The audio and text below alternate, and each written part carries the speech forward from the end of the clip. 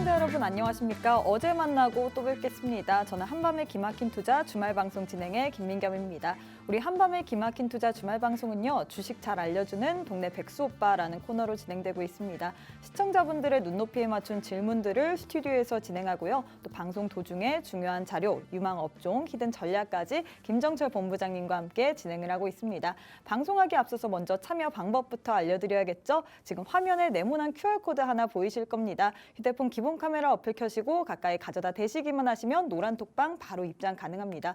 나는 QR 인증이 안 된다 하시는 분도 계실 텐데요. 문자 샵 3989번으로 긴본 두 글자 보내주시면요. 저희가 URL 링크 보내드리는데요. 링크 타고 들어오시면 됩니다. 이렇게 참여해주시는 모든 분들에게 주식과 파생 상품에 관련된 교육 자료집 그리고 유망 종목, 히든 전략까지 모두 나가고 있으니까요. 지금 바로바로 입장해주시면 좋을 것 같습니다. 또 시청자 차별 이벤트도 준비가 되어 있습니다. 탁스경제TV의 시청자 게시판, 노란 톡방 그리고 너튜브를 통해서 주식과 파생 상품에 관련돼서 궁금하신 내용 질문해 주시면요. 저희가 TV 방송 중에 소개를 해드리고 있습니다. 채택이 되신 분에게는 주식과 파생 상품에 관련된 교육 VOD를 USB에 담아서 선물해 드리고 있으니까요. 많은 참여 부탁드릴게요.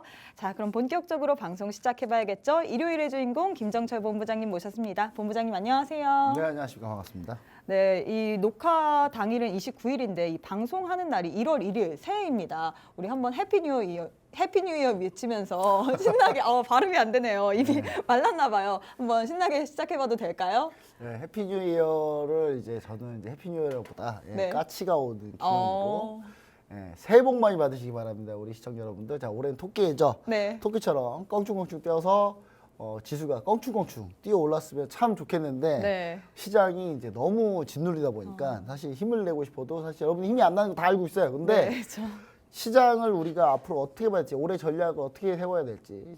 하락장이요 1년 내내 계속됐는데 2022년에. 근데 이게 2023년 1년이 넘어가면서 하락장이 계속되는 경우는 거의 없거든요. 그래서 지난 2008년 글로벌 금융위기 때도 2007년의 마지막에 조금 하락한 상태에서 2008년 내내 밀렸었거든요. 네. 근데 그러고 나서 2009년에 급격한 V자 반등이 나왔습니다. 근데 이번에는 V자 반등이 나올 거라고 보고 있지는 않지만 그래도 반등의 구간이 분명히 나올 수 있는 그런 현재 상황이기 때문에 현재 주가는 많이 밀려있는 상태고 현재 다 저평가돼 있고요. 가격들. 그리고 중요한 건 기술적인 타이밍이 이제 올 가능성이 높은 1월 달이기 때문에 우리 시청자 여러분들 까치가 온다고 생각을 하시고 까치와 토끼가 같이 놀고 있는 그런 모습을 우리가 그려보면서 시청자 여러분들 좀 힘이 안 나시겠지만 그래도 1월 달 초에 어차피 실적 발표 아니겠습니까? 1월 달은 실적 발표하고 1월에 1월 효과 그다음에 뭐 CES, JP모건 헬스케어 컨퍼런스 일정들이 어마어마하게 많습니다. 우리 시청자 여러분들 같이 함께 하실 수 있는 그런 일정들 모두 다 같이 하시면 좋을 것 같고 우리 시청자 여러분들이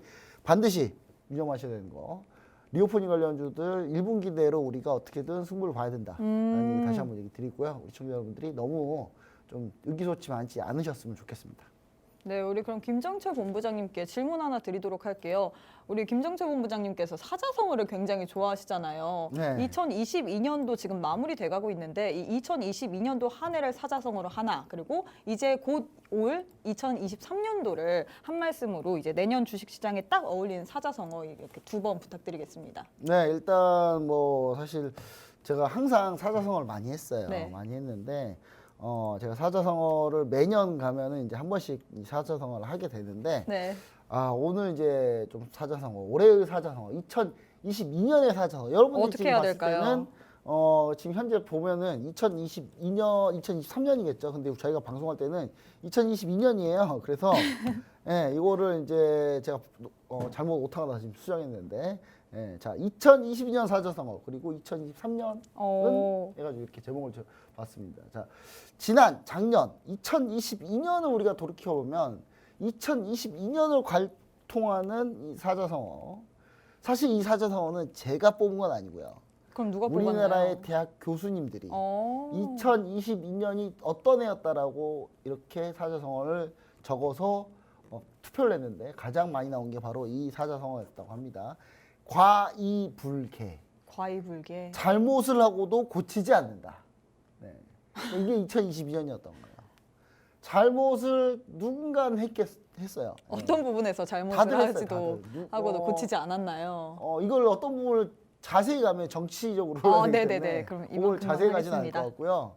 예, 다들 반성을 하지 않아요. 잘못을 하고도 고치지 않으면 그게 바로 잘못입니다. 그래서 2020년에는 그렇게 다 잘못을 했다. 파월 의장도 잘못을 하고, 그러니까 2022년에 2021년에 잘못을 한 거를 2022년에 불이 나게 고치려고 100번 노력을 해봐도 2021년에 자기들이 뭘 잘못한지 정확하게 얘기하지 않고 2020년에 금리만 올리고 있으니까 시장이 안 좋아졌고요. 그리고 우리 시청자 여러분들 개인 투자자들이 봤을 때도 내가 잘못한 게 뭐가 있겠습니까? 그렇죠. 안 좋은 종목 있어요. 안 좋은 종목, 손실난 종목, 좋지 않은 종목, 말도 안 되는 종목들을 계속 보유하고 있다가 결국은 손절하지 않고 고치지 않고 잘못을 고치지 않고 손절하지 않고 계속 버티고만 있다가 결국 하락이 나오면서 손실이 났다. 예. 이런 상황으로 기결이 되겠죠. 우리 시청자 여러분들 근데 하락이라는 것도 주가의 하락이라는 것도 사실 저는 한 마이너스 25% 정도는 용인할 수 있다고 봐요. 왜냐하면 그러니까 기관들이 보통 특징이 기관들 손절 폭이 거의 한 20% 정도 되거든요. 마이너스 20% 정도 되고 거기서 더 밀면은 손절을 좀 유예하면서 한 마이너스 30%까지 가기도 하는데 내가 마이너스 30% 이상 손절을 계속 버티고 있다라고 하면 그건 좀 잘못된 거예요. 예, 그리고 계획이 없다. 무계획이면 예, 거기에 현금 비중도 없고 이런 상태면은 잘못을 한 거죠. 근데 잘못을 고쳐야 되겠죠. 그럼 어떻게 고쳐야 되느냐? 그래서 저는 2023년을 관통할 수 있는 사자성어를 하나 뽑았습니다. 직접 뽑으신 건가요, 네. 이것도? 환부작심. 제가 2022년은 대학 교수님들 좀 빌렸어요. 근데 2023년에 제가 뽑았습니다. 네. 환부작심. 묵은 것이나 나쁜 것을 새 걸로 바꾼다. 여러분, 바꿀 때가 됐습니다. 제가 바꾸자고 하니까 뭐 이상한 걸 바꾸자는 건 아니에요. 자꾸 이걸 약간 이상하게 해석하시면 안 돼요. 뭐 이렇게 용산사, 용산이 아니죠. 갑자기 용산 얘기가 나오죠. 네. 이태원 참, 웃으면 안 되죠. 이태원 참사. 뭐 이런 거 정치적인 문제, 뭐 경제적인 문제, 별의별 문제가 많이 있었는데 그런 묵은 것을 새 걸로 바꾸자고 하니까 무슨 갑자기 그럼 정권 교체되냐? 그런 그런 얘기 아니고요. 예. 그런 게 아니라 이 마음가짐과 나의 그 잘못된 문제, 그런 습관들을 좀 고치자. 그런 걸 새 걸로 좀 바꿔서 고쳐보자. 라는 의견입니다. 2023년에 저희는 이제 묵은 걸 새 걸로, 나쁜 걸 새 걸로 고치자라는 얘기 중에 하나가 뭐냐면 우리가 보유한 종목 중에 좀 말이 안 되는 종목들, 비중이 너무 많은 종목들, 이런 것들은 우리가 좀 과감하게 2023년에 좀 새 걸로 고칠 필요가 있다. 그래서 그 고치는 타이밍이 언제냐. 지금 타이밍이 바로 고치긴 좀 쉽지 않을 것 같고요. 저는 1분기에 2월, 3월이 다가오면 우리가 그때 되면 우리가 턴할 수 있는 그런 시점이 오고 있기 때문에 그때를 대비해서 우리가 좀 준비를 해놓자. 2월까지 좀 준비를 해놓자.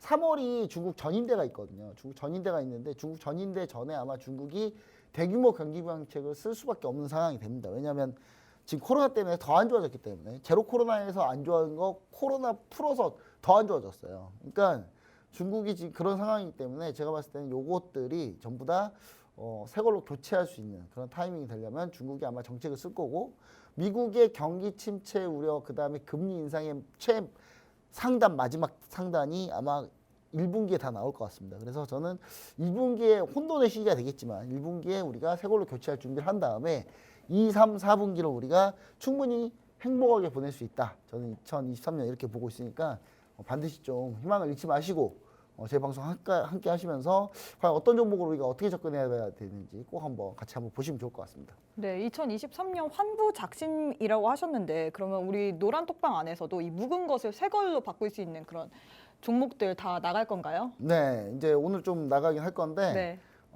사실 지금 종목을 바로바로 다 빼기에는 쉽진 않아요. 왜냐하면 시장이 너무 힘들어서 지금은 이제 우리가 관망을 하되 제가 기존의 보유 종목도 대응하는 전략 위주로 좀 많이 하고요. 그 다음에 배당주들을 좀 어떻게 하는지 우리가 좀 얘기를 좀 많이 해봤으면 좋을 것 같습니다.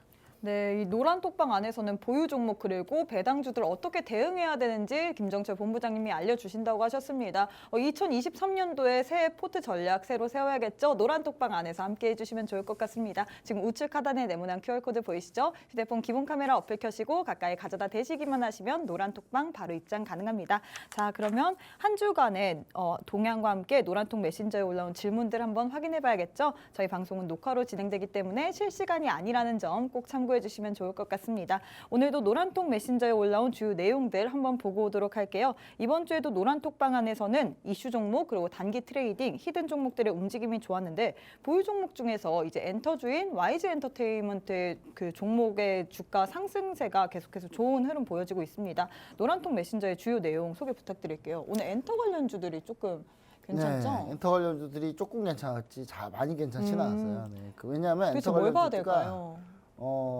배당락 때 네. 엔터 관련주가 배당도 잘 안 주는데 폭락했어요. 네. 그래서 지금 현재 우리 노란톡방에서 가장 얘기가 많이 나오고 있는 종목은 바로 제가 봤을 때는 이제 어떤 종목이라고 보시면 되냐면 지금 이제 제가 보여드릴 텐데요. 그나마 우리가 몇 가지 종목은 좀 매도를 좀 했다. 그래서 제가 매도한 종목은 뭐냐 보시면은 자 파마리서치입니다. 파마리서치 다행히 목표가를 7,500원을 터치를 했어요. 네. 터치를 하고 배당락 대폭락이 그 이후에 와서 그나마 좀 다행이다. 파마리서치 이제 보시면은 제가 11월 22일 날 제가 노란톡 메신저 오픈 채팅방에 목표가 7,500원으로 제가 얘기 드리고 했는데 진행했는데 목표가를 다행히 터치를 했습니다. 그 다행으로 좀 보고 있고요.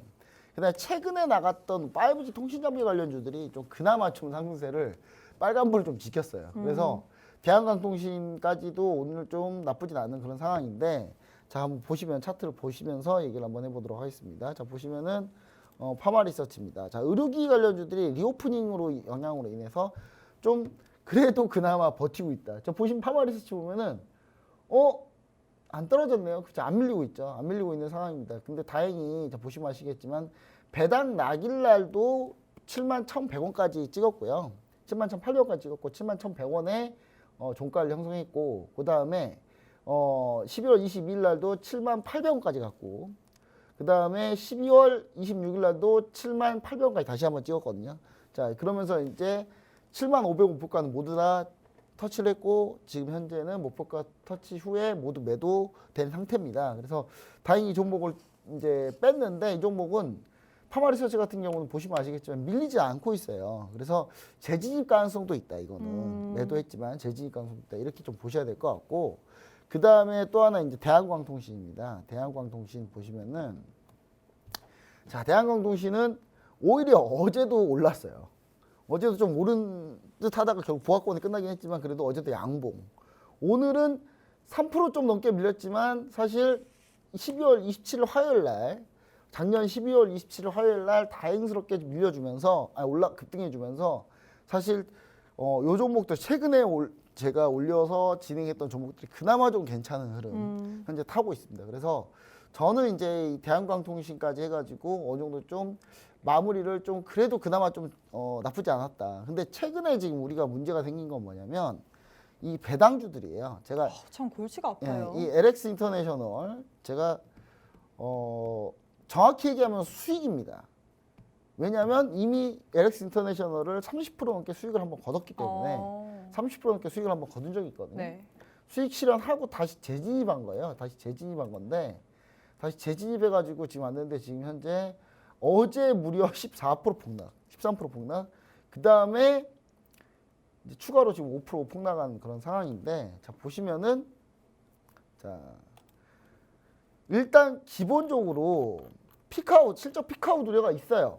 실적 피크아웃 우려가 있고 이 실적이 점점 앞으로 좀 줄어들 것이다. 그래서 미래 가치의 선반영이기 때문에 LX인터넷 지금의 실적은 엄청나게 좋지만 앞으로의 실적이 밀릴 가능성이 있다는 얘기 때문에 현재 급락을 하고 있는데 저는 사실 이 자원개발주들이 네. 자원개발주거든요. LX 인터내셔널, LG상사. 근데 예전에 LG상사죠. 근데 이 종목들이 쉽게 꺼지지 않을 거다. 왜냐하면 자원개발은 계속될 거고 자원이 현재 리튬부터 시작해서 지금 다시 한번 리튬 관련주도 오르고 있고 지금 관련해서 이 자원이 계속 모자르고 현재 전쟁은 지속되고 있고 그러다 보니까 사실 LX 인터내셔널 곡물가가 오르는 게 제일 빠릅니다. 곡물가 팜유 농장을 갖고 있기 때문에 근데 지금 곡물가는 현재 지금 버티고 있죠. 버티고 있는데 이게 조금 전쟁이 다시 계속 지속되고 그다음에 기상이변이 계속될 거기 때문에 곡물가가 쉽게 완전히 꺾이진 않는다 보고 있습니다. 그래서 저는 이 LX 인터내셔널 같은 경우가 반등이 나오면 기술적 반등에서 매도를 한다. 근데 매도를 하면 손실 아닙니까? 매도를 하면 손절이긴 해요. 손절이긴 한데 중요한 건 뭐냐? 우리는 배당을 받기 위해서 보유하고 넘어왔기 때문에 그럼 배당을 같이 고려를 하자면 사실 손실폭은 거의 없다. 왜냐하면 배당을 약 10% 정도 줄 거기 때문에 배당 수익률이 약 10% 정도 될 겁니다. 그래서 그 부분까지 우리가 감안해서 좀 대응하자 이렇게 좀 얘기 드리고 S-OIL입니다. S-OIL 역시 배당주로 여러분들한테 좀 얘기 드렸던 종목이고요. GS도 같이 보시면 좋을 것 같은데 S-OIL 같은 경우는 오늘 저점이 거의 하단 마지노선으로 보입니다. 그리고 유가는 지금 현재 살짝 다시 올라오고 있기 때문에 제가 봤을 때 S-OIL 같은 경우 그리고 중국이 리오프닝이 못해도 한 3, 4월이면 진행될 거기 때문에 그리고 인도가 석유 수요가 계속 늘어나고 있거든요. 그래서 저는 S-OIL 같은 경우도 상승 반전할 가능성이 좀 높다. 다만 S-OIL도 현재 배당은 좀 세게 받을 겁니다. 왜냐하면 S-OIL이 아람코가 갖고 있거든요. 아람코가 왜 갖고 있겠습니까? 돈 벌려고 갖고 있죠. 예. 정유주에다가 무슨 신산업이라고 정유주에다가 뭐 투자를 하겠습니까? 설비 투자는 이미 다 끝났고요. 그래서 지금 현재 아람코 같은 경우가 아마 배당을 세게 받을 가능성이 높아서 그냥 그리고 올해가 실적이 보시면 아시겠지만 가장 높은 해예요. S-OIL도 영업이익은 4조가 넘어가고 당기순이익 2조가 넘어가요. 그럼 2조가 넘어가게 되면은 이 회사 같은 경우는 사실 시가총액이 9조인데 그렇게 따지면 작년에 4.4% 배당을 줬죠. 1조 3천억 순이익 나가지고. 근데 충분히 배당 수익률은 약 한 10%까지 갈 가능성이 높다. 이렇게 좀 보시면서 접근하시면 좋을 것 같고요. S-OIL은 하단 요 선이 지지라인이 무너지면 사실 매도를 할 생각입니다. 매도를 할 생각이고 배당 수익률까지 합치면은 그냥 보합권 약손절 구간으로 끝나는 그런 상황이고요. 자, 그 다음에 제가 얘기 드리고 싶은 거는 GS입니다. 역시 GS도 정유주입니다. 사실 지주회사 관련주인데 지주회사이면서도 이 회사는 정유주라고 보셔야 돼요. GS 칼텍스가 이 안에 있기 때문에. 근데 GS 역시 마찬가지로 우리 시청자 여러분들 지금 라인이 저점 라인이긴 한데요. GS 마찬가지로 반등 나오면 매도할 거고요. 그렇게 된다면은 약손절 아니면 약수익 구간에서 끝날 가능성이 높습니다. 배당 포함하면요. GS 같은 경우도 역시 4.47% 배당을 줬었고요. 작년에는 올해는 약 8%에서 9% 정도 줄 거로 보여지고 있거든요. 그래서 그렇게 되면은 배당 수익까지 합치면은 보합권에 충분히 넘어간다. 이렇게 좀 보시면 좋을 것 같고요. 그 다음에 이제 마지막으로 제가 배당주 얘기 드렸던 게 후캠스가 있어요. 네. TKG 후캠스. 후캠스가 최근에 얘기 드렸고 최근에 얘기 들어서 진입 대비 한 마이너스 한 10% 손실 구간인데 지금 보시면 아시겠지만 이 회사도 배당 수익률이 4.88%인데 올해 실적이 작년 실적보다 더 좋아요. 그러면 못해도 6에서 7% 정도 준다고 보고 6에서 7%까지 준다고 봤을 때는 현재 슈캠스도 크게 손실 구간은 아니고 슈캠스는 매도할 생각은 없습니다. 왜냐하면 슈캠스는 보유하고 있는 그 탄소 배출권 가격이 워낙 세기 때문에 탄소 배출 120만 톤 들고 있는데 이게 하나로 계산하면 1조 원짜리거든요. 1조 원이 넘어가요. 그래서 그거 가치가 아예 반영이 안 돼 있는 현재 주가이기 때문에 저는 이거 TKG 후캠스는 약간 중기로 좀 보시면 좋을 것 같아서 우리 시청자 여러분들 기후변화가 세게 일어나고 탄소 배출이 점점 많아지고 그렇게 되면 탄소 배출권 가격이 급등하게 되고 그러면 시장에 이슈가 될 수밖에 없거든요. 그래서 탄소 내년에는 올해죠. 올해 2023년에는 탄소 배출권 관련한 얘기들이 많이 나올 거다. 그럴 때마다 후캠스가 현재 주가를 다시 회복할 가능성이 높다. 이렇게 보시면서 접근하시면 가장 좋을 것 같습니다. 네, 사실 근데 노란톡방 지금 시청해주신 여러분들 중에서 배당주 때문에 골치 아프신 분들이 많을 것 같아요. 김정철 본부장님이 생각하시기에는 이 이외의 종목들도 있잖아요, 배당주들이. 네. 이런 배당주들 어떻게 해야 될까요? 배당주는 각 전략마다 좀 달라요. 그러니까 여러분들이 지금 제일 중요한 건 뭐냐면 배당주라고 해서 예를 들어서 은행 관련주 보면 네. 기업은행 같은 종목들은 사실 매도해야 돼요. 왜냐하면 보시면 아시겠지만 은행은 왜 은행주는 왜 매도하나요? 자, 은행주가 제일 중요한 거는 뭐냐면 금리 인상 시기에 돈을 많이 번다는 건데 그게 올해가 피크예요. 올해 마지막에 올해보다 더 벌 수는 없어요 이제는. 제가 볼 때 올해보다 더 벌기 힘들거든요. 그러면은 기업은행은 매도하는 게 맞다. 그리고 현재 우리나라가 3월 정도 되면은 채권 만기 돌아오는 회사들이 꽤 많은데 네. 그러면 특히 증권사 같은 경우가 좀 문제가 생길 가능성이 높다. 증권사 중에 몇 군데가 현재 지금 자기 자본 대비 더 많은 부실 PF를 갖고 있거든요. 그래서 네. 그 회사들은 3월 내로 정리될 가능성이 좀 높거든요. 그래서 따지면은 우리 시청자 여러분들이 은행주나 지주회사 관련주들은 좀 매도를 하고 현재 본업이 잘 되면서 배당을 잘 주는 기업들 위주로는 좀 보유를 한다. 이게 이제 LX 인터내셔널이나 휴캠스 정도가 될 것 같은데 그런 정보들을 좀 위주로 좀 보시면은 전략을 약간 좀 다르게 가시는 게 가장 좋지 않을까 이렇게 보여집니다. 네, 이렇게 지금까지 노란통 메신저에 올라온 한 주간의 동향과 질문들을 알아봤습니다. 배당주 같은 경우에는 각각 다르게 대응 전략을 알아가야 된다고 했는데요. 궁금하신 종목이나 전략 있으신 분은요. 지금 바로 우측 하단에 네모난 QR코드 보이시죠? 휴대폰 기본 카메라 어플 켜시고 가까이 가져다 대시기만 하시면 바로 입장 가능합니다. 그럼 저희는 잠시 쉬었다가 오도록 하겠습니다.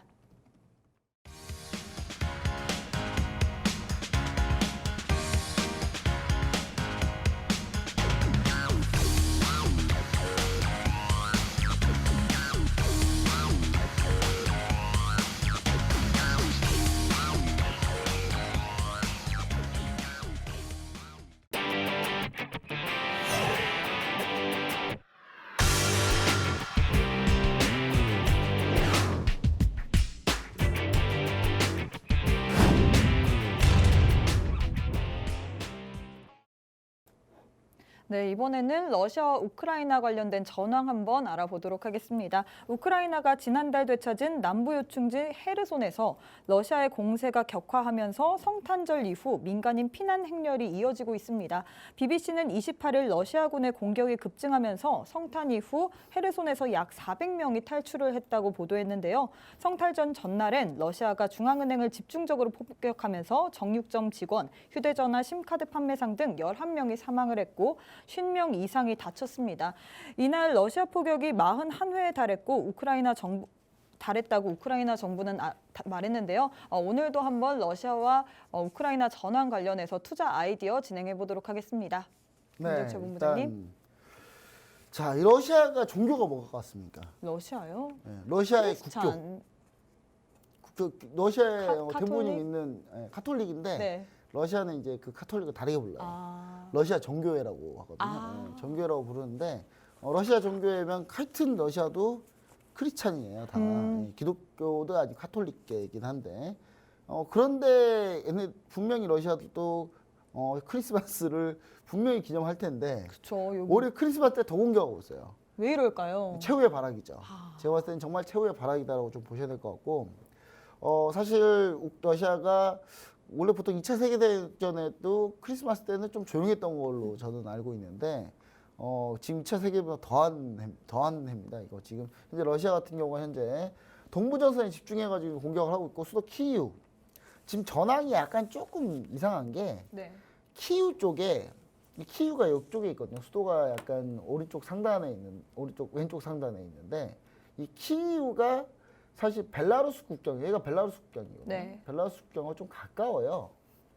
근데 러시아가 이전에 쳐들어갈 때 이렇게 해서 벨라루스를 통해서 쳐들어갔거든요. 근데 지금 러시아군이 다시 벨라루스로 모이고 있어요. 그 벨라루스 군하고 같이 내려올 생각을 하고 있습니다. 그 벨라루스가 지금 참전하는 거 아니냐라는 생각을 현재 지금 하고 있고 키이우가 현재 지금 다시 지금 현재 재정비하고 있는 그런 상황이거든요. 그래서 저는 지금 러시아 푸틴이 평화협상하자 새빨간 거짓말이라는 거 다시 한번 또 저번에 말했는데 또 다시 네. 새빨간 거짓말이라고. 믿지 않아요. 그러니까 네. 푸틴이 뭐 이렇게 평화협상 하자 말자 뭐 그러니까 본인이 뭐 이렇게 군대를 좀 물리고 나서 평화협상 하자 그러면 뭐 그나마 좀 이렇게 알아듣겠는데 그래서 미국이 그런 얘기를 했죠. 푸틴이 평화협상 하자 그러니까 이거는 전통적인 러시아의 속임수다. 이러고 나서 다시 공격할 거다. 역시 아니나 다를까 지금 그렇게 지금 진행되고 있는 상황입니다. 자, 정확한 전황 좀 보시면 벨라루스가 참전 가능성이 지속적으로 증가하고 있습니다. 현재 벨라루스에서 벨라루스군 3만 명이 현재 지금 집결해가지고 현재 우크라이나 국경지대에 현재 배치되고 있다고 하고요. 러시아도 벨라루스 국경지대로 지금 군을 보내고 있는 그런 상황입니다. 자.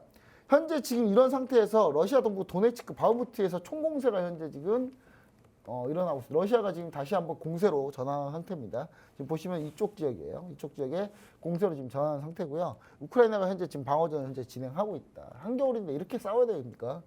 좀 안 춥습니까? 여러분 우크라이나 더 추울 걸로 알고 있는데 제가 알기로는. 자, 근데 이제 러시아가 이걸 어떻게 싸우고 있냐?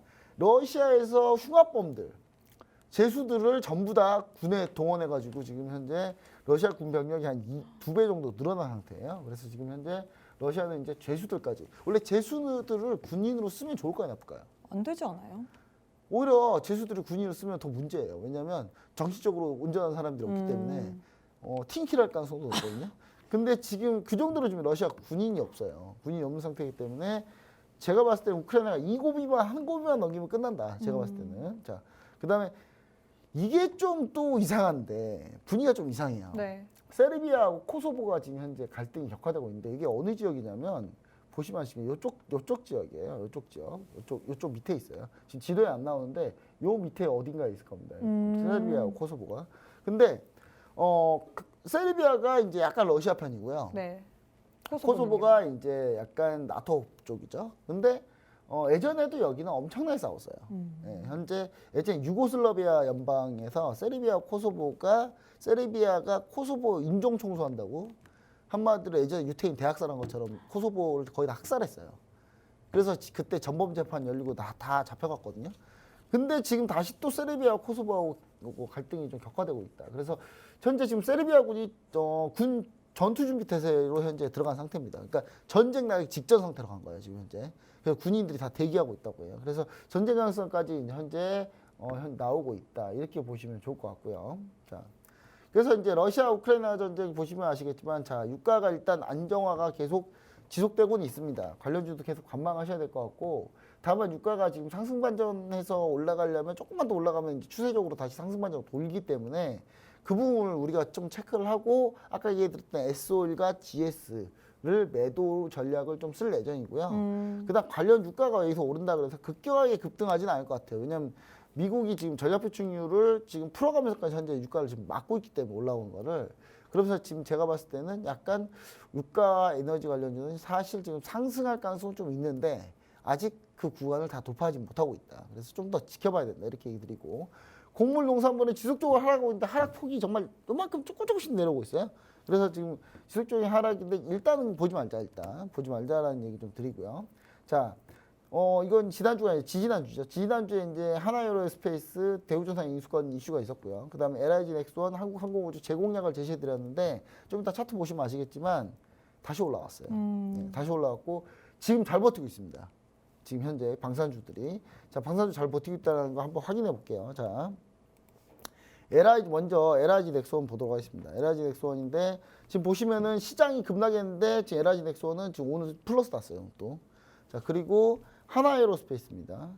자, 하나에어로스페이스 보시면은 하나에어로스페이스도 지금 거의 비슷한 형태의 흐름을 보이고 있죠. 오히려 지금 기관 수급하고 외국인 수급은 더 좋아졌어요. 그리고 한국항공우주 제가 제공약에서 다시 보자고 했잖아요.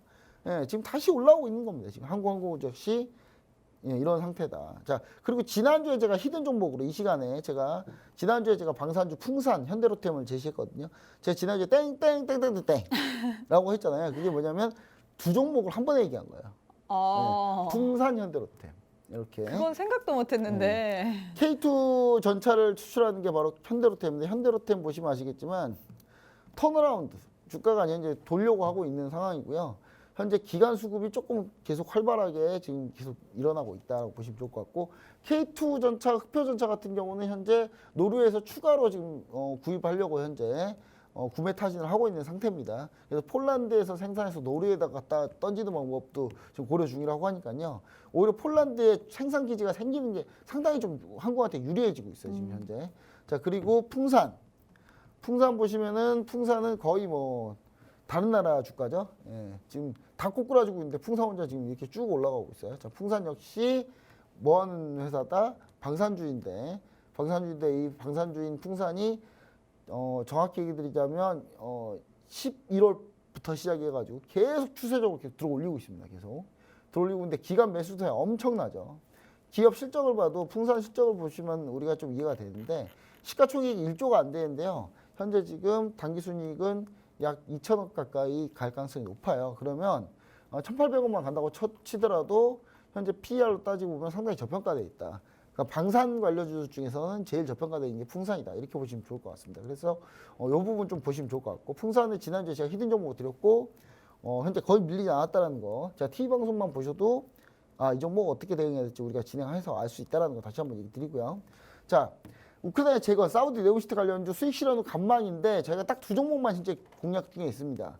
현대건설기계, TYM 계속 보유 중이에요. 수익 실현은 노란톡방이라고 얘기 들었는데 아직 수익 실현 안 하고 있어요. 자, 지난주에 우리가 이 방송이 나가기 전, 네. 지난주에 1월 방송이 나가기 전 토요일에 SBS의 그것이 땡땡땡땡. 그것이 네. 알고 싶다. 네. 그것이 땡땡땡땡. 제가 그 김상중 씨 성대모사를 하고 싶은데 한번 해주시면 잘 안 안 될 것 될까요? 같아요. 잘 안 될 것 같습니다. 예, 잘 안 돼. 이거 괜히 했다가 괜히 욕먹을 것 같아서 네. 일단 그건 제가 나중에 한번 또 해드릴게요. 자, 보시면은 그때 사우디 네옴시티 관련 얘기가 나왔어요. 맞아요. 어떤 얘기가 나왔냐면 허구다 이거. 사우디가 이걸로 해서 우리한테 돈 제대로 준 적이 없다. 그 부분을 좀 잘 생각해봐야 된다. 그래서 제가 봤을 때는 사실 이게 좀 악재였다. 악재였는데 저는 완전 허구라고 보고 있지는 않고요. 우리 시청자 여러분들이 어떻게 생각하셔야 되냐면 그건 맞아요. 어차피 사우디도 자기 돈 때려 부어서 투자해가지고 뭔가를 하고 싶은 게 아니라 우리 돈 조금 붓고 너네 돈을 많이 갖고 와서 우리나라에 투자를 해라는 거거든요. 네. 그리고 우리나라에 투자를 할 때 사우디에 있는 국민들을 갖다 써라. 근데 이 사우디 국민들을 이슬람 분들을 갖다가 이제 쓰게 되면 약간의 문제가 좀 있어요. 어떤 문제예요? 때 되면 절해야 되고 때 되면 갑자기 일하다가 멈춰서 다 같이 모여서 절해야 되고 때 되면 이제 때가 되지도 않았는데 알아서 그냥 자기들이 갑자기 사라져요. 일하다 말고. 왜요? 어디 가냐 그러면 지금 집에 가야 된다. 왜 집에 가야 되냐? 신의 뜻이다. 할 말이 없어요. 진짜예요. 이거 진짜입니다. 이거 실제로 나왔어요. TV 방송에 나왔거든요. 신의 뜻이다. 예. 답이 없는 거예요, 이게. 답이 없어요. 그러니까 사실 이분들 데리고 뭐 일하기가 쉽지가 않아요. 그렇죠. 그래서 제가 봤을 때는 사우디 MCT 관련주나 우크라이나 재건 관련주, 그다음 우크라이나 재건은 이제 뭐가 평화협상이 나와야 뭐 재건 하든만든 할 거고 여기에 추가로 올해 전체적으로 한번 얘기해 볼게요. 결국 올해 사우디 네옴시티 관련주들이 분명히 첫 삽을 뜨는 해가 올 거예요. 네. 그리고 더 라인이라 그래가지고 그 사우디에다가 일자로 딱 도시 만든다고 했잖아요. 네. 근데 그 도시가 사실 실현 불가능하다고 해요. 왜냐하면 이렇게 사우디 사막풍이 유리를 맞고 밑으로 파이면은 네. 밑에 계속 모래 지반을 판다고 하더라고요. 그럼 결국 지반이 흔들려서 그냥 다 무너진다고. 예, 그런 상황이 현재 온다고 합니다. 그래서 저는 제가 봤을 때는 그것도 중요하고 또 인도네시아가 수도 이전을 한다고 하지 않습니까? 그래서 지금 상당히 많은 이슈들이 걸려 있는 건 맞아요. 건설 업종으로. 근데 문제는 뭐냐? 우리는 이거를 오래 들고 갈 생각이 없다. 트레이딩을 하자는 거야. 트레이딩. 이슈에 트레이딩을 하자. 그래서 저는 현대건설기의 TY에 현재 보유 중인데 네. 물론 제가 제일 좋아하는 종목은 뭐가 있냐? 히림입니다. 히림인데 히림은 좀 보자고요. 예. 이 히림이 이렇게 꺼질 종목이 아니에요. 왜냐하면 우리나라 그 대통령님의 네. 여사님이신 그 여사님 후원 그렇게 오래 했던 기업이고 또 팀코리아 우리나라가 그 거기에 사우디 네옴시티 수주전에 들어가 있는 그 우리나라 우수 기업들에서 팀을 짜놨는데 국토부 장관님께서 국토부에서 근데 그 팀에 이제 들어가 있어요 히림이. 그래서 저는 실질적인 수혜 줄 가능성이 높다. 그래서 저는 히림은 그냥 두고 보시면은 다시 턴할 때 그때 우리는 다시 관심을 가지면 되고요. 현재 우리가 지금 보유하고 있는 뭐 현대건설기계, 네, 현재 지금 전혀 안 깔아앉고 있습니다. 네. 오히려 수급은 더 좋아요. 힘이 지금. 세네요. 네, 현대건설기계가 이제 굴삭기 만드는 회사인데 굴삭기가 얘가 인도가 전문이에요. 인도 쪽이 전문인데 인도 쪽이 전문이다 보니까 인도네시아하고도 그렇게 멀지도 않고 인도네시아에다가 갖다 팔기도 편하고 인도가 전문이다 보니까 우크라이나 가기도 편해요. 그래서 저는 대장주가 현대건설기계일 가능성이 좀 높다. 예, 그래서 현대건설을 아직 매도하지 않고 있습니다. 보유하고 보시면 좋을 것 같고요. 그 다음에 TYM. TYM인데 제가 TYM은 참 지금 목표가가 원래 3,100원 정도 됐거든요. 네.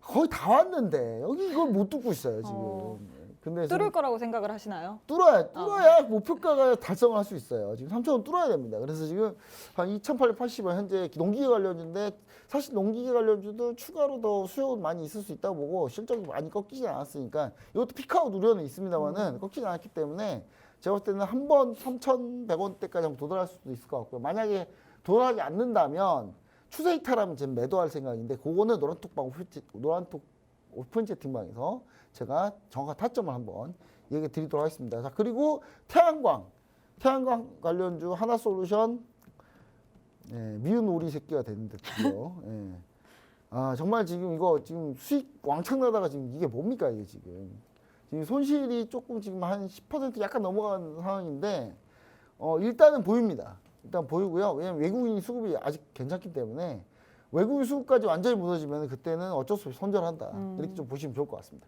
네, 근데 오늘은 히든 종목을 얘기를 안 해주셨어요. 히든 종목을 얘기를 할 수가 없어요. 아. 이 관련주도 현재 지금 보면 안 됩니다. 아, 네. 지금 방산 관련주들 같은 경우는 사실 많이 안 올랐기 때문에 네. 뭐 지금 현대로템이나 풍산을 지금 매수해도 나쁘진 않습니다. 근데 그 정확한 전략은 노라톡방에서 좀 자세히 좀 얘기 드리도록 하겠습니다. 네, 이렇게 러시아, 우크라이나 전환 관련 투자 아이디어 알아봤습니다. 추가적인 대응 전략 노란톡방 안에서만 진행된다고 하니까요. 지금 바로 우측 하단에 네모난 QR코드 보이시죠? 휴대폰 기본 카메라 어플 켜시고 가까이 가져다 대시기만 하시면 노란톡방 바로 입장 가능합니다. 자, 그럼 두 번째 질문 한번 해보도록 할게요. 한알령 해제 신호탄인가요? 중국이 1년 6개월 만에 한국 게임의 판호를 대거 발급했습니다. 중국은 한국 게임 7종을 포함한 총 44종의 외국산 게임 수입을 지난 10일자로 허가를 했다고 밝혔는데요. 이 같은 소식 속에 넷마블 등 게임주들이 급등세를 보이고 있는데 관련주들의 주가 흐름 어떻게 보시나요? 그냥 일시적인 거라고 보시나요? 네, 일단 저도 일단 중국 판호가 우리 구조가 어떻게 돼 있냐면 네. 중국은 상당히 잔인하고 도박성 있는 거 싫어해요. 네, 중국이 싫어하더라고요. 중국이 싫어하는 게 아니라 네. 누가 싫어하냐면 중국 공산당이 싫어해요. 근데 중국 공산당이 싫어하는데 우리 시청자 여러분들 좀 생각해 봤을 때는 중국 하면 떠오르는 게 사실 그거 아닌가? 그쵸. 약간 이런 생각 들잖아요, 좀. 왜냐면 중국 하면 떠오르는 게 맨날 맞아가는 거고 중국 사람들은 뭐 맨날 뭐 이렇게 장기업 한다 그러고 막 이런 얘기도 들리니까 중국 사람이 다 그렇다는 얘기는 절대 아니고요. 그런 게 조금 좀 그런 게 조금 약간 우리나라보다 좀 심하다 이렇게 느끼는데 중국 공산당도 싫어하더라고요. 그래서 게임에 약간 그런 내용이 들어가 있으면 아, 싫어하나요? 다 바꿔야 돼요. 그러니까 되게 순환을 많이 해야 되네요. 몸을 딱 치면은 몸이 그냥 깔끔하게 죽어야 돼요. 피가 터지거나 이러면 안 그렇게 하면 안 되고요. 돼요. 터지면 안 돼요. 그리고 무슨 도박성이나 사행성이 들어가 있으면 안 됩니다. 그래서 중국은 따로 게임을 출시하려면 따로 만들어야 돼요, 버전을. 좀 따로 만들어야 순화 되는데 많이 된 버전으로. 순화된 걸로. 근데 버전 만들어야 되는데 그래서 중국은 이제 그래서 판호라는 걸 만들어놨어요. 그러니까 중국에서 게임을 출시할 거면 판호를 발급받아야 게임이 출시가 되는 거예요. 근데 그동안 중국이 자기들은 한알령을 한 적이 없다고 하지만 판호를 사드 배치 이후로 단 하나도 안 하고 있다가 지난번에 이제 겨우겨우 해가지고 뭐 펄어비스 거랑 몇 개 했어, 한 2개 했어요. 컴투스랑 해가지고 딱 2개만 했고 최근에 한 몇 년 동안 딱 2개 한 거거든요. 근데 한동안 중국이 게임 업계를 규제하다 보니까 아예 판호를 발급 안 한 적도 있었고요. 한 1년 동안.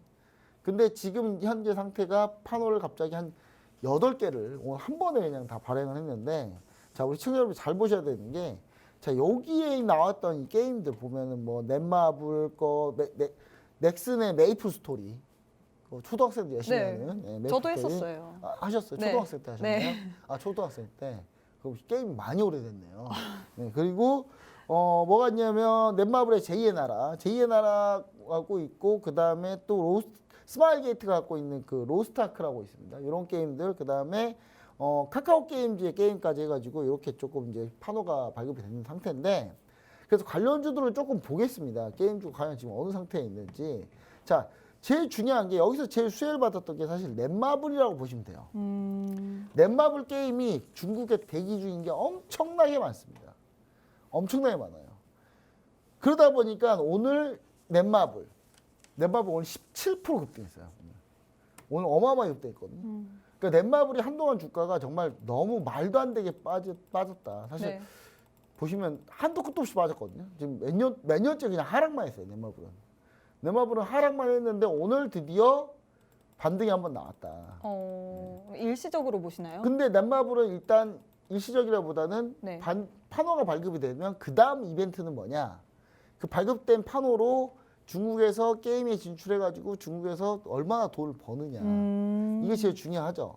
그리고 넷마블의 게임 시스템이 약간 중국이 좀 선호하게 좀 생기는 시스템이에요. 커뮤니티 잘 돼 있고 게임에서 현질하게 잘 돼 있고 현질. 게임을 직접 돈 주고 사는 거죠. 네. 게임 머니 같은 거. 그런 거 좀 잘 돼 있는 편이에요. 그래서 그 넷마블의 게임 특징 중에 이제 가장 안 좋은 건 숙제가 많다는 거. 하루에 그냥 숙제를 내줘요. 퀘스트가 많네요. 게임에서. 그걸 해야 뭘 주고. 예, 자꾸 내가 초등학교 때, 중학교, 고등학교 때 숙제를 해본 적이 없는데 자꾸 넷마블 게임하면서 엑스프레소. 숙제를 내요, 제가. 네. 그러니까 지금 저도 넷마블 게임을 하거든요, 지금. 근데 힘들다, 참. 그래서 근데 넷마블 그렇게 안 좋았다가 지금 파노벌급 때 올라왔는데 저는 이 넷마블 같은 경우는 어느 정도 수익성이 얼마나 나는지 한번 지켜보는 게 좋을 것 같다. 그래서 저는 단기적으로는 한 6만 8천원까지 한번 보시면 좋을 것 같다. 이렇게 좀 얘기 드리고요. 우리 방준혁 의장님이 뭐 방시혁 그 대표님 아시죠? 네, 알아요. 하이브. 네, 그 두 분이서 이제 사촌지간이세요. 근데 방준혁 의장님, 넷마블을 만드신 이 방준혁 의장님은 사실 사실 대학교를 졸업하지 않으셨습니다. 네. 제가 때는 그 우리나라 벤처기업 중에 거의 역대급 입지전적인 인물입니다. 그래서 어떻게 보시면 되냐면 그 재벌집 막내 아들의 진양철 회장님 같은 분이라고 보시면 돼요. 예. 그래서 이제 그 정도로 대단하신 분인데 일단 넷마블 같은 경우가 이번 기회에 반전으로 해서 6만 8천원까지는 충분히 반등이 나올 수 있다. 그래서 시청자 여러분들 혹시 넷마블을 물리신 분들은 그대로 6만 8천원까지 홀딩해 보시고 만약에 넷마블을 손실나시지 않고 계속 지금 타점을 노리고 있다 하신 분은 일단 6만 8천원 뚫고 보자. 지금 보이는 게 아니다. 자, 그 다음에 스마일 게이트에서 만든 로스타크도 어느 정도 좀 가능성이 있어 보이는데 로스타크 스마일 게이트 로스타크가 관련주가 뭐가 있냐면 썬데이 토주가 있습니다. 썬데이 토주가 있는데 썬데이 토주 그 다음에 네오이즈 이렇게 있는데 네오이즈가 현재 주가가 너무 안 좋았죠. 너무 안 좋았기 때문에 현재 지금 네오이즈가 좀 밀려 있는 상태인데 매물벽에 좀 갇혀 있는 상태고 오늘 많이 뛰진 않았습니다. 그래서 지적 관련주가 로스타크가 많이 없기 때문에 로스타크는 네오이즈나 썬데이 토주 이쪽으로 좀 보시면 좋을 것 같고 그 다음에 또 추가로 우리가 봐야 되는 거는 가장 우리가 좀 약간 유념해서 볼 만한 종목들은 바로 이제 우리 시청자 여러분들이 카카오 게임즈가 있어요. 카카오 게임즈가 있는데 카카오 게임즈도 오늘 그것 때문에 좀 급등을 했다가 윗골에다가 다 다시 밀렸는데 신작 기대감하고 그런 게 같이 였기 때문에 카카오 게임즈 보는 것 같습니다. 그래서 이쪽 게임즈도 좀 보시되 네. 저는 가장 좀 우리가 좀 유력하게 보셔야 되는 게 뭐냐면 저 오히려 크래프톤을 좀 보는 게 낫지 않냐. 크래프톤이요? 예, 크래프톤을 보는 게 낫지 않냐. 왜냐하면 크래프톤은 이유도 없이 빠졌기 때문에 이번에 그럼 빠졌어요. 이유도 없이 올라가나요? 이유도 없이 빠졌기 때문에 제자리 찾기는 쉬운 거죠. 왜냐하면 이 빠진 이유가 단지 신작이 딱 출시되자마자 그냥 빠진 거거든요. 신작이 오히려 심지어 잘 팔렸어요. 잘 팔렸음에도 불구하고 이게 지금 다시 주가가 이렇게 밀릴 일인가. 현재 바닥 잡고 있는 구간이다. 이렇게 보시면 좋을 것 같고 그래서 저는 반대로 돌아서 나오려면 크래프톤이 가장 빠를 것 같다. 이렇게 좀 얘기 드립니다. 그래서 시청자 여러분들 이거 보시되 자 게임주 접근 방법은 방학이 끝나면 끝이에요. 그래서 어떻게든 1월 내로 승부를 보셔야 됩니다. 1월 내로 승부를 보겠다는 전략으로 게임주를 한번 바라보시는 전략 좋을 것 같고 앞으로 파노가 계속 될 거냐는 여부는 지금 오늘 이번에 파노가 나왔던 게임이 최근에 나온 신작이 아니에요. 예전에 대기했던 것들 그것들이 지금 나오는 거거든요. 그래서 시청자 여러분들이 많은 기대는 하지 말자. 근데 다만 이 다음 파노는 충분히 열어줄 가능성이 높다. 이미 한번 열었기 때문에 추가적으로 좀 순차적으로 좀 열어줄 가능성이 높기 때문에 게임주에 대한 관심을 좀 가지자. 다만 3월달 그러니까 계약하면 끝나기 때문에 웬만하면 1월달에 승부를 보고 2월 초까지는 어느 정도 좀 수익 게임으로 정리를 하자. 이렇게 좀 얘기를 좀 드리도록 하겠습니다. 네, 이렇게 게임주에 관련해서 이야기해 주셨습니다. 게임주 같은 경우에는 관심을 두되 1월 내에는 끝내야 되고 그리고 2월쯤에는 수익 전환을 해야 된다고 얘기를 해주셨습니다. 방학이 끝나면 끝나기 때문에요. 추가적인 전략 더 궁금하신 분 있으시면요. 지금 우측 하단에 네모난 QR코드 보이시죠? 휴대폰 기본 카메라 어플 켜시고 가까이 가져다 대시기만 하시면 노란 톡방 입장 가능하니까요. 추가적인 전략 궁금하신 거 물어보시면 좋을 것 같습니다. 자, 그럼 마지막 질문 한번 해보도록 할게요. 정말 힘든 한 해였습니다. 2022년도 참 다사다난했다는 이야기를 많이들 하는데요. 2023년도 포트에 재정비가 필요할 것 같은데 본부장님이 생각하시기에 2023년도 1월 달에 우리가 좀 중요하게 눈여겨봐야 할 그런 증시 일정에는 뭐가 있을까요? 자, 우리 시청자 여러분들이 이제 2023년에 그러니까 2022년이 너무 힘들었어요. 맞아요. 왜냐하면 2022년 하면 제일 기억나는 사건을 떠올리려면 국내하고 국외로 좀 나눠보자면 네. 저는 대단히 이 시장을 완전히 2022년 증시를 한 번에 무너뜨린 사건이 바로 러시아가 우크라이나 침공했던 그게 가장 좀 결정적이지 않았나. 네. 그러면서 유가가 좀 더 올라가고 그러면서 인플레이션이 좀 더 심해지면서 결국은 현재 달러가 더 강세가 되고 미 증시가 현재 완전히 여기까지 밀린 상태고 우리나라가 그래서 같이 밀렸다라고 좀 보셔야 될 것 같고 국내에서 사건을 제일 2022년 중에 가장 인상적인 사건을 얘기를 하자면 저 이태원 참사가 아닌가 싶어요. 왜냐하면 우리나라 예전에 세월호 참사 났을 때도 상당히 소비가 꺾였던 부분이 생겼거든요. 근데 우리나라가 현재 지금 이태원 참사 이후로 소비가 어느 정도 계속 지금 꺾이고 있어요. 지금 또 어느 정도 또 꺾이고 있기 때문에 이게 전 세계적인 경기 침체와 함께 지금 상당히 좀 안 좋은 현재 상황입니다. 그래서 이게 이 2023년에는 좀 그러면 희망찬 일이 있느냐 있습니다. 어떤 건가요? 있기 때문에 근데 그게 일정별로 연 일정이 다 있어요. 제가 여러분들한테 선물 2023년 새해 첫 선물을 드리기 위해서 네. 제가 2023년 이벤트 캘린더를 준비해 놨어요. 네. 각 월마다 뭐가 있는지 중요한 사건들이 뭐가 있을 건지 미리 정리를 해놨습니다. 그래서 제가 그거를 여러분들께 노란톡 메신저 오픈 채팅방에 들어오신 분들한테 지금 올려드릴 거예요. 여러분 지금 방송을 보고 있으면 뭐가 올라가 있을 거예요. 뭐지? 네, 방송을 보고 있는다고 올라온 게 아니에요. 네. 방송을 보고 있는 게 올라온 게 아니라 노란톡방 안에 들어가야지만. 오픈 채팅방 오른쪽 하단에 QR코드 있죠. QR코드 스마트폰 꺼내서 카메라 딱 켜놓고 찍으면 안 돼요. 카메라 이렇게 가만히 갖다 대기만 하시면 카메라 실행한 다음에 가만히 갖다 대기만 하시면 링크가 하나 딱 뜹니다. 그 링크를 딱 찍고 들어오면은 2023년의 증시 모든 일정 그 다음에 그 일정들이 앞으로 어떻게 돼서 그게 어떤 영향을 줄 건지를 다 저희가 준비를 해놓은 자료가 있습니다. 그 자료를 여러분들한테 올려드릴 테니까 그걸 보시면서 좀 미래를 좀 대비를 하자. 예, 대비를 하자. 이렇게 좀 얘기를 좀 드리면서 2023년 1월 주요 일정 한번 보도록 하겠습니다. 첫 번째 일정만 하면 오늘 끝날 것 같아요. 시간이 모자라가지고. 네. 자, 1월 1일 되면은 당연히 1월 1일은 휴일입니다. 네. 휴일이고요.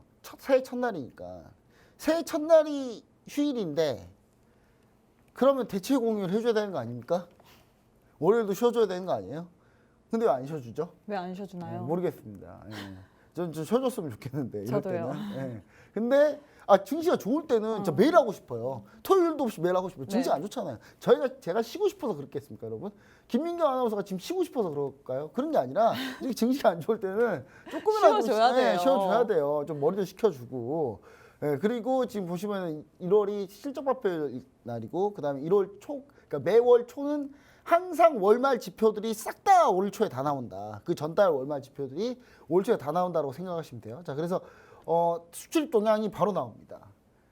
이게 중요해. 반전이 나와야 돼요. 그래서 진짜 우리나라가 지금 계속 적자 보고 있는데 도대체 적자가 너무 심해요. 적자가 너무 심해. 이 적자가 심한 이 적자가 드디어 반전이 나오려고 하는 이걸 모색을 해야 된다. 그래서 여기서 뭔가 의미 있는 지표를 찾아야 되고요. 중국의 차이신 PMI가 나옵니다. 좋을 리가 없어요. 왜냐? 차이신 제조업 PMI가 나오는데 이게 좋을 리가 왜 없겠어요?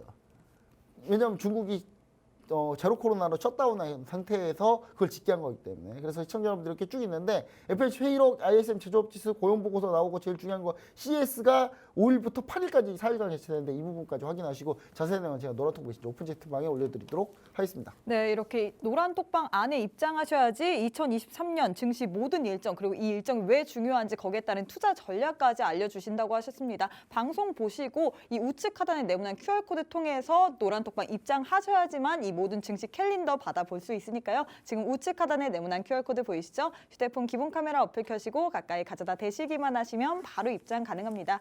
네, 저희가 준비한 내용은 여기까지입니다. 올 한 해 2023년도, 2022년도 봄, 여름, 가을, 겨울까지 참 힘들었습니다. 하지만 2023년도에는 우리 검은 토끼처럼 껑충껑충 도약할 수 있는 그런 한 해가 됐으면 좋겠습니다. 여러분들 새해 복 많이 받으시고요. 시청해주신 여러분 고맙습니다.